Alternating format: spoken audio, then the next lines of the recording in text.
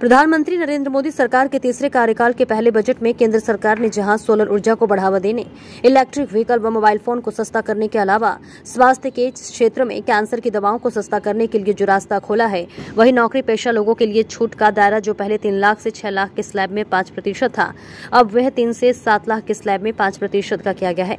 इसके साथ ही नौकरी पेशा लोगों के लिए स्टैंडर्ड डिडक्शन 50,000 से बढ़ाकर 75,000 किया गया है। इसका आमजन ने स्वागत किया है। भिवानी के चार्टर्ड अकाउंटेंट पुनीत मेहता व भिवानी के प्रबुद्धजन अजय मल्होत्रा ने बताया कि वर्तमान सरकार का ये बजट मिला जुला बजट कहा जा सकता है। इसमें मिडिल क्लास को छूट की काफी उम्मीदें थी। हालांकि सरकार ने 7 लाख तक की आय पर 5% की छूट देना स्वागत योग्य है। इसके अलावा शेयर बाजार में निवेश करने वालों को 1 लाख तक की इनकम की बजाय उनका स्लैब 1.25 लाख किए जाने से उनको राहत मिलेगी। वहीं दूसरी तरफ शेयर मार्केट में निवेश करने वाले शॉर्ट टर्म निवेशकों को 15 की बजाय 20% कर देना होगा। वहीं लॉन्ग टर्म के निवेशकों को 10,000 की बजाय 12.5% टैक्स लगेगा, जो बजट में मिली राहत के लिए पर्याप्त नहीं होगा। बजट में युवाओं के लिए 5 करोड़ युवाओं के लिए 5 स्कीमें जारी करने के साथ ही 12 इंडस्ट्रियल पार्क रोजगार को लेकर बनाए जाने की घोषणा की है। वहीं मुद्रा लोन को 20 लाख तक करने का प्रावधान बजट में किया गया है। हालांकि लोगों ने यह जरूर कहा कि केंद्र सरकार ये बजट आंध्र प्रदेश व बिहार को समर्पित रहा। हरियाणा प्रदेश के लिए इस बजट में कोई विशेष प्रावधान नजर नहीं आया। वहीं भिवानी निवासी सतीश महेंद्र, हरिकिशन व नरेश तंवर ने कहा कि वर्तमान बजट में सोना व मोबाइल को सस्ता किया गया है। 20 लाख नौकरियां देने की बात कही गई है। वो गरीब और अन्य योजना के तहत अनाज के वितरण को जारी रखने की बात कही गई है। ये स्वागत योग्य है। हालांकि उन्होंने कहा कि बजट में व्यापारियों को सरलीकरण की उम्मीद थी, वह पूरा नहीं हुआ। किसानों को सब्सिडी व न्यूनतम समर्थन मूल्य की बात बजट में नहीं है, जबकि बजट में किसानों की इंश्योरेंस दिया जाना चाहिए था तथा खाद्य व बीज की सब्सिडी बढ़ाई जानी चाहिए थी। वह रसोई गैस की कीमतों को भी कम किए जाने का कार्य बजट में नहीं किया गया। देखिए, भिवानी से अभिषेक। आज हमारी फाइनेंस मिनिस्टर श्रीमती निर्मला सीतारमण जी ने वित्तीय वर्ष 2024-25 के लिए बजट पेश किया है, जो कि कह सकते हैं टैक्स पेयर के लिए कुछ एक रिलीफ लेके आया है। नए रिजीम की अगर हम बात करें तो उसके अंदर उन्होंने उसके दायरे को बढ़ा दिया है। जहाँ पे पहले 5% टैक्स 6 लाख की इनकम तक देना होता था, 3 से 6 लाख के बीच में, अब उस दायरे को बढ़ा करके 7 लाख कर दिया गया है। और दूसरा स्टैंडर्ड डिडक्शन जो कि पहले 50,000 रुपये की मिला करती थी, अब उसे बढ़ाकर 75,000 रुपये कर दिया गया है, जिससे काफ़ी हद तक नौकरी पेशा लोगों को रिलीफ मिलेगा और उनके टैक्स में उनका टैक्स सेव हो जाएगा इससे। और जहाँ तक बात करें, 1-2 टैक्स उन्होंने बढ़ाए भी हैं। शेयर मार्केट में जो भी व्यक्ति ट्रेडिंग करते हैं, सेल परचेज करते हैं, उन्हें शॉर्ट टर्म और लॉन्ग टर्म 2 टैक्स होते थे। अब शॉर्ट टर्म टैक्स जो कि पहले 15% होता था, उसे बढ़ा करके 20% कर दिया गया है। और जो लॉन्ग टर्म टैक्स पहले 10% होता था, उसे बढ़ा करके 12.5% कर दिया गया है। और इसी तरीके से लॉन्ग टर्म में पहले पूरे ईयर की छूट लाख रुपए होती थी, मतलब लाख रुपए तक अगर किसी का लॉन्ग टर्म टैक्स है तो उसे कोई टैक्स नहीं देना होता था। अब उस सीमा को बढ़ाकर भी लाख रुपए से 1,25,000 रुपये कर दिया गया है।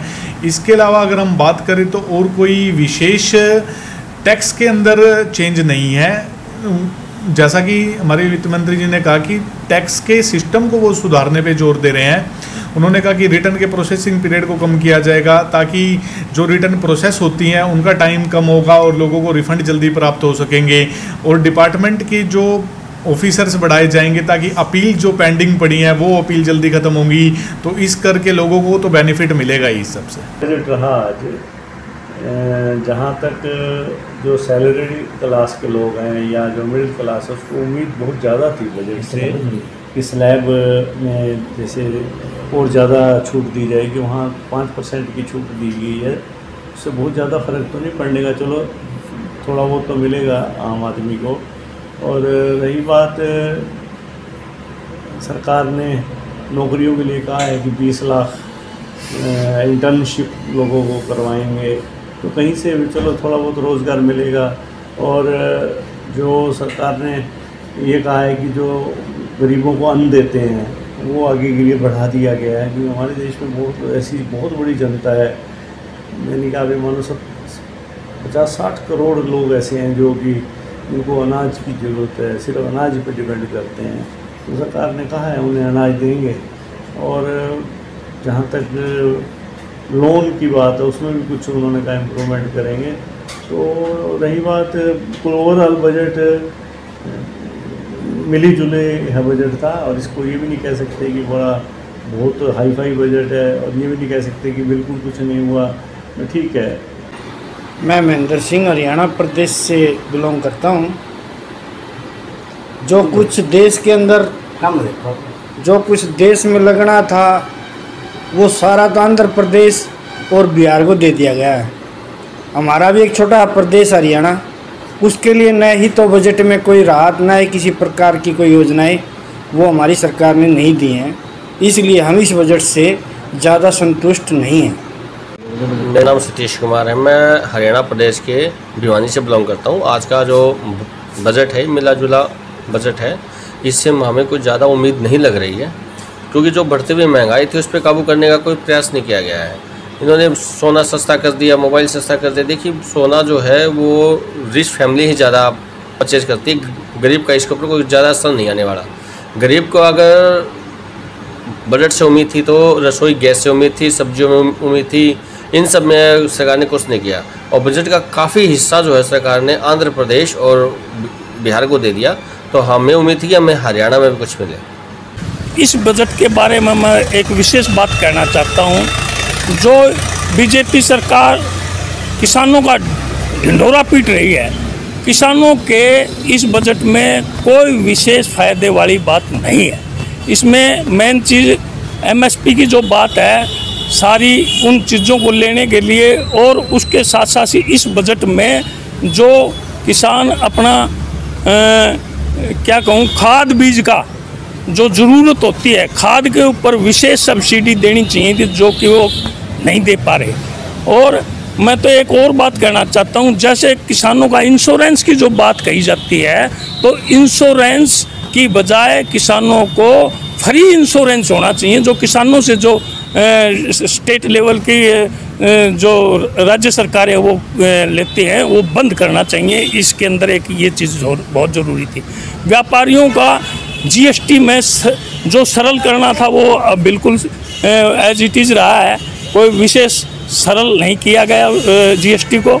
और ख़ासकर कर्मचारियों पर तो हमेशा मार पड़ती रही है, और इसमें आयकर सीमा में जो जितने स्लैब बनने चाहिए थे उस हिसाब से कोई स्लैब विशेष बना नहीं, जिससे कि कर्मचारी को, व्यापारी को, सभी को उस आयकर विभाग से फ़ायदा हो। जो हम सोच के चल रहे थे वैसा बजट नहीं है। देखा जाए तो जैसे पहले हम बात करते हैं किसानों की ही, तो किसानों के लिए कोई स्पेशल ऐसा कोई बजट तैयार नहीं किया था। किसानों को जैसे एमएसपी के लिए कोई चर्चा नहीं हुई, और चीज़ों पे लिए कोई बात नहीं हुई। तो दूसरी तरफ हम जाते हैं टैक्स के लिए, तो टैक्स में भी इतना और बदलाव नहीं किया। जैसे 3 लाख तक का स्लेब बनाया गया था, वो 3 लाख तक का अब रखा गया है। 3 से 6 तक का था कि रिबेट हमें मिल जाती, तो वो रिबेट अब नहीं मिलेगी। 3 से 6 तक की बजाय 3 से 7 कर दिया गया, जिसके अंदर हमें 5% टैक्स मिलेगा। और 7 से हम 10 की बात करें तो 10%। तो इस तरह से स्लेब बनाया गया है। उसी तरह से हम देखा जाए तो सभी राज्यों को हम लेके चलते हैं तो सिर्फ बिहार की तरफ और आंध्र प्रदेश की तरफ ही लुभावना बजट तैयार किया है इन्होंने। पता नहीं कैसे कि क्या दबाव था या जैसे भी था, सरकार ने जो बिहार को ही बजट दिया है। तो इसे हम देखा जाए तो और अच्छा बजट हमें लगता नहीं कि ज़्यादा अच्छा बजट है।